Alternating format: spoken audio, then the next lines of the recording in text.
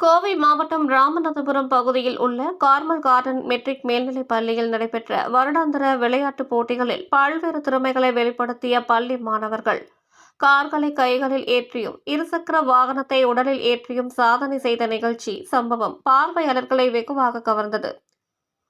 கோவை மாவட்டம் ராமநாதபுரம் பகுதியில் Carmel garden மேல்நிலைப் பள்ளி இயங்கி வருகின்றது.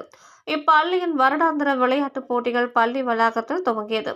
இவ்விழாவில் முதன்மை விருந்தினராக கோவை மறைமாவட்ட ஆயர் தாமஸ் அகுவினாஸ், முதன்மை குரு ஜான் ஜோசப் தானிஸ் அடிகளார் மற்றும் 4வது பட்டாலியன் அணியின் துணை தளபதி மற்றும் காவல்துறை கண்காணிப்பாளர் சுந்தர்ராஜ், பள்ளியின் தாளாளரும் முதல்வருமான ஆரோக்கிய ததேயூஸ் ஆகியோர் கலந்து கொண்டு தேசிய கொடியேற்றி வைத்து விளையாட்டுப் போட்டிகளை துவக்கி வைத்தனர். தொடர்ந்து பள்ளியின் விளையாட்டுப் போட்டிகளை துவங்கும் விதமாக ஒலிம்பிக் தீபம் ஏற்றப்பட்டு சமாதானத்தின் அடையாளமாக வண்ண பலூன்கள் பறக்க விடப்பட்டது. பின்னர் பள்ளி NCC மாணவர்களின் படை அணிவகுப்பு மரியாதை செலுத்தப்பட்டது. சிறப்பு விருந்தினராக கலந்து கொண்ட காவல்துறை கண்காணிப்பாளர் சுந்தர்ராஜ் படை அணிவகுப்பு மரியாதை செலுத்தியதைத் தொடர்ந்து பள்ளி மாணவர்களின் நடன நிகழ்ச்சி நடைபெற்றது. தொடர்ச்சியாக பள்ளியில் பயிலும் மாணவர்களுக்கான 100 மீட்டர் ஓட்டப்பந்தயம், 200 மீட்டர் ஓட்டப்பந்தயம், தடை தாண்டுதல், நீளம் தாண்டுதல் உள்ளிட்ட தொடர் விளையாட்டுப் போட்டிகள் நடைபெற்றது.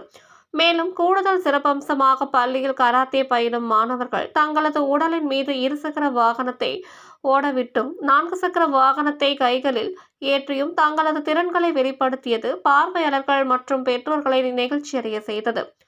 மேலும் முகத்தில் ஓடுகளை உடைத்தல், பற்றி எரியும் கம்பை சுற்றுதல், சிலம்பாட்டம், மான் கொம்பு விளையாட்டு என பல்வேறு திறமைகளை மாணவர்கள் வெளிப்படுத்தி அனைவரையும் மெய்சிலிர்க்க வைத்தனர். தொடர்ந்து சிறப்பாக விளையாடிய வீரர்களுக்கு சிறப்பு பரிசுகள் வழங்கி பள்ளியின் சார்பாக பெருமைப்படுத்தப்பட்டது.